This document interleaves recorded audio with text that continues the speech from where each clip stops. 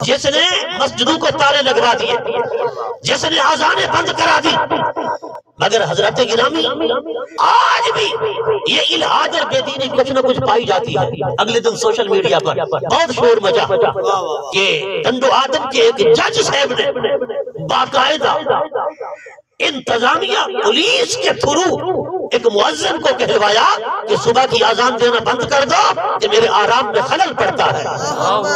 لیکن عاشقان رسول کھڑے ہو گئے، انہوں نے کہا تم اپنا محلہ بدل لو، اگر اذان سے تکلیف ہے، لیکن اذان نہ بند ہوئی ہے نہ بند ہوگی۔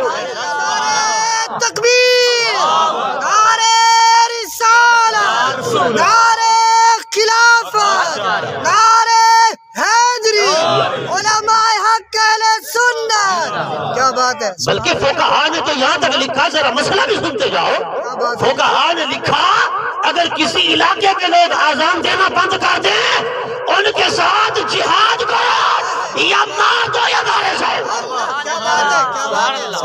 توجہ بولو ذرا اونچا سبحان اللہ۔ شاعر اسلام، اس اذان جو ہے یہ اسلام کی بڑی نشانی ہے، اس کو کون روک سکتا ہے؟